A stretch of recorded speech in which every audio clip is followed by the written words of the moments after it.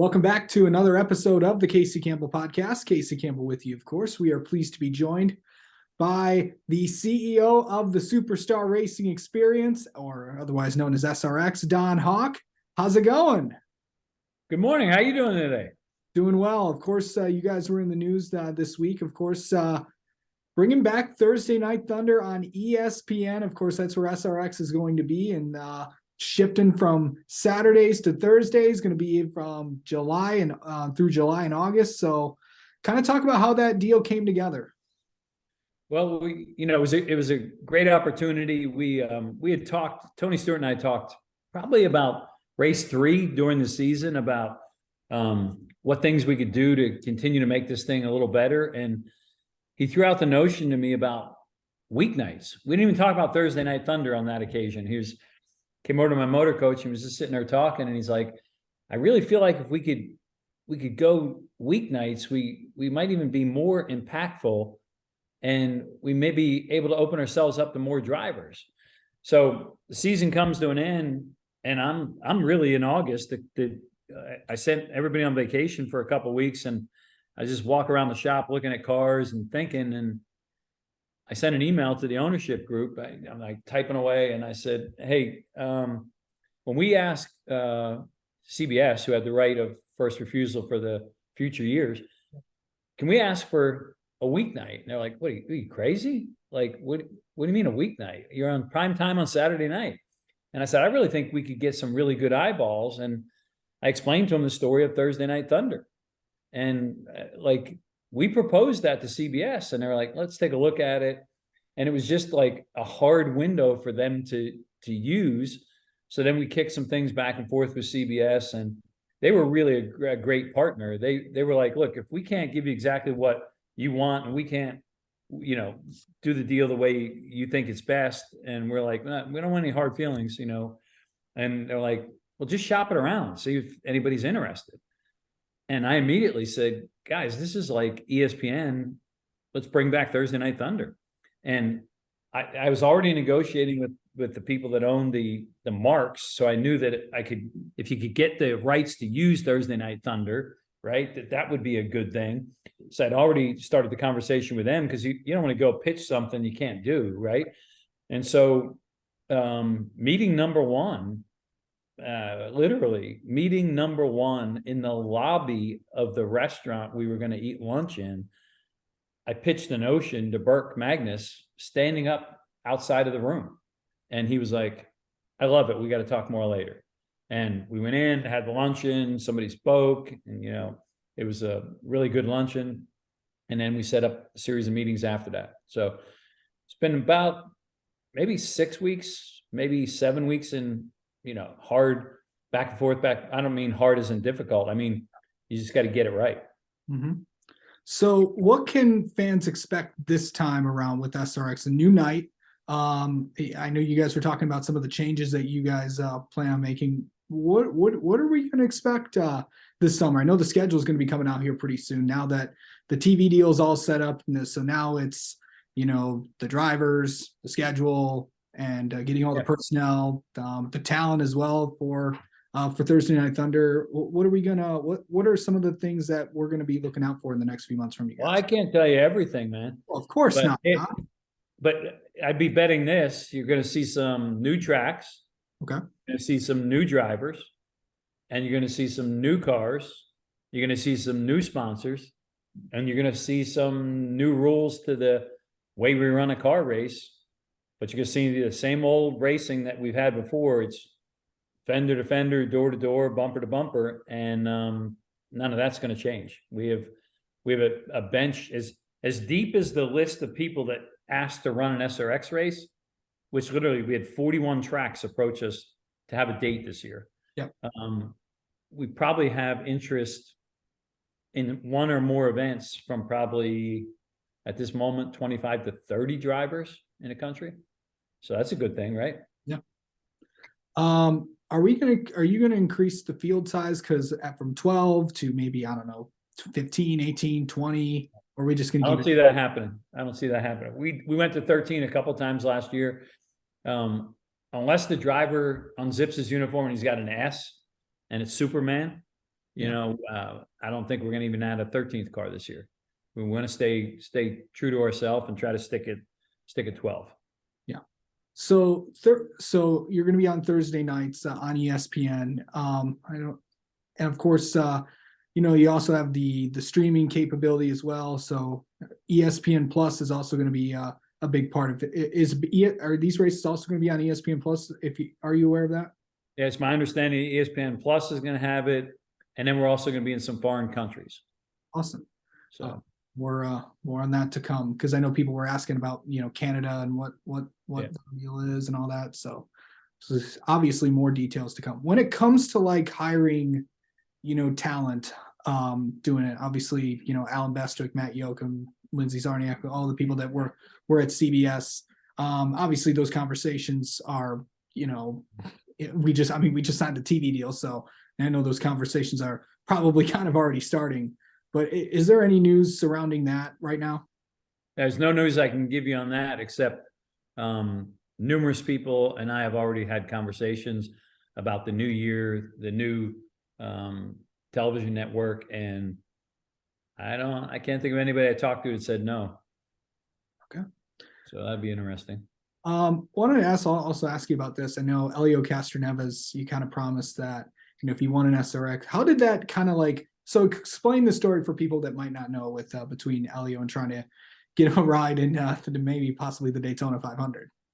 Well, I wouldn't say promise the Daytona 500. I said I'll do whatever I could to help you get in the car. And that's not to parse words, but it's like Dale Jr. said one time, it's not really easy to get in the Daytona 500. I cannot guarantee Elio a spot in the Daytona 500 because Daytona, you qualify on speed, Right. Then you got to race your way into the duels. And unless you had a chartered number, which is full-time drivers, that you're running I can't guarantee and promise him anything. What I said is I'll help you get in a car. And if you and we do our part to qualify or to race our way in, we'll be in the Daytona 500. Yeah. I just had talks about that yesterday. So that's still a very real thing. It's a more likely than not thing. I don't want it to detract my focus from SRX, but we actually have one sponsor in particular that was thinking of sponsoring Elio in the race and in a couple SRX races. How do you think last year went for SRX in your opinion? Another year of learning. It's a brand new series, brand new league, brand new sport. But by sport, I mean brand new genre of racing. It's a brand new. So, and then we had the big change where some people were there, some people weren't. New employees. I'm not going to give us an A, but I'm not going to give us a C. I think we're somewhere managed in the middle, and we literally did our own SWOT analysis. We know where we can get better. We saw where our weaknesses were. We saw where our strengths were. Here's a big advantage we got. Huge advantage. They're working on race cars and have been for months. And we're already so many race cars ahead. When I started here last year, the first Monday of January, which was January 2nd, 3rd, 4th last year, I walked into a shop that the cars were in the same condition they came off Nashville Fairgrounds racetrack in July of the previous year, except for one car, which was gone to the PRI show, was done up in all new wrap and that kind of thing. So right now we have 14 cars on the way back to full assembly, and we have 5 cars that we could probably, if somebody said there was a race this weekend, well, today's Thursday, if they said there's a race Thursday night next week, we could do it, with 5 or 6 cars. Yeah. Sorry about that. No sweat.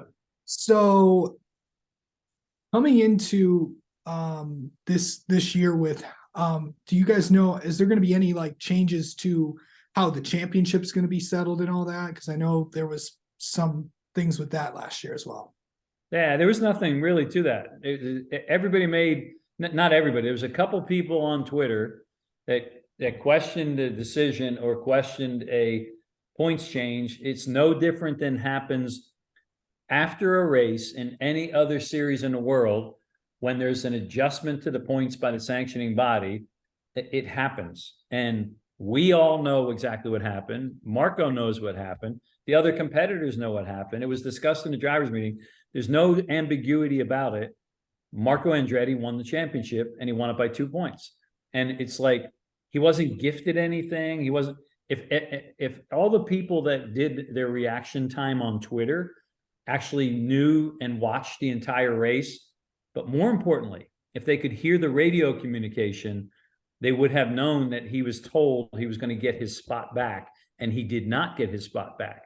So there was a miscommunication between pit road, myself, and the scoring tower, and television. It was like a four-way whatever. So when he rejoined the field, he was in a disadvantaged position. And according to the rules of the series the first year, and what I inherited the second, he had to return to a certain spot on the track, and he didn't. So we adjusted that, and we're all good with it. And we just need to move on way beyond that. But I can assure you, there's some rules I'm going to put in play to maybe eliminate something like that ever happening again. Right. So this year with weeknight racing, I know a lot of people have also said this as well. There potentially could be a chance to get even more drivers that, are committed to other weekends. Obviously you guys got some NASCAR and IndyCar guys. There is potential now that you could get possibly more, because what else is anybody doing on, a weeknight? Yeah. According to this device right here, there's more guys available all of a sudden than there ever was before. So that's a good point. Yeah. I'm excited about that. Yeah. But we're not going to throw the baby out with the bathwater. There's some guys that were here, raced well, deserve a chance to come back and defend their position.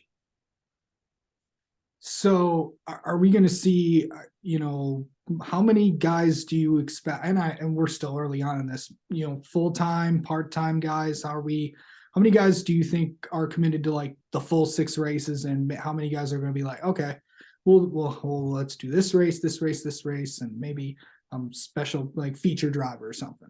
Well, here's how it works, Casey. First, you have to sign your TV deal, okay, because you can't sign your tracks, because they're going to ask you, what date do I race?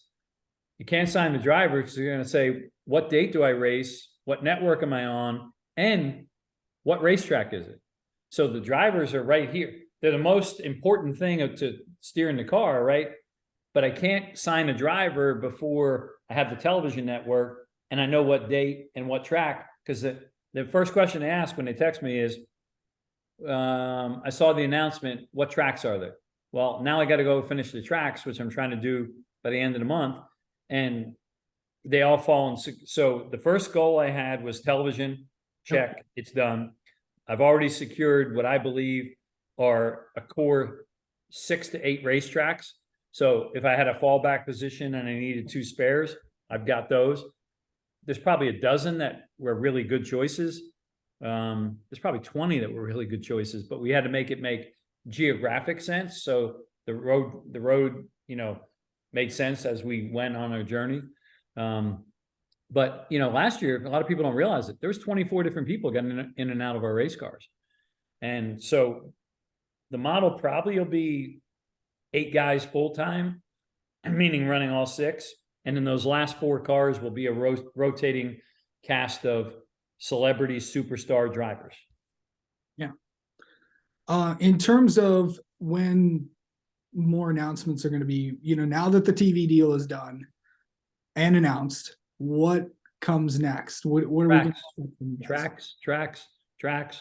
There's another announcement that's going to come maybe today, maybe tomorrow, that we're working on that's significant to SRX. It's not going to be, it's a huge announcement. It may come out today. We'll see if it does. It gives the world another glimpse of SRX. Okay. All right. Yeah, I know you kind of also teased about possible die casts and stuff. I didn't tease die cast. I responded to a thing that said die cast and models. I got an ask in on die cast, and it's very difficult to get a mold done. And I've also been in contact with the guy who's building those models, and I got an email right in my phone from him to work out a deal. So we're going to probably license him and have officially licensed SRX. That's the molded car that looks like a model. And last thing is, I know Thursday nights at 9 is a good time for you guys because not a lot of people are doing a lot of things at that time. What's that? What do you think that's good? What do you think this TV deal is going to do to help this series really grow? I think it helps the grassroots racer have something to do on a weeknight and sit there, like much like the great reception Thursday night football gets, right? They have Thursday night car racing now, but here's what else we've done. We're racing at short tracks to support the short track business, but we're not racing on the weekend. The short track racer goes and earns his living and has his fun. So we now got off their weekend where we took away a date basically by showing up Saturday, right? Because they can't run on the same day. So we've given that day back to the track and added another date. So it's accretive. So we see it as a win-win. And so far the tracks I've talked to, they see it as a win-win. They're excited as all get out. All right. Well, Don Hawk, thank you so much for taking some time to talk. And congrats, Appreciate it, Casey. Bill, and best of luck to you guys this season. And we'll look forward to more of those announcements. Thanks, my friend. Have a great day. Appreciate it.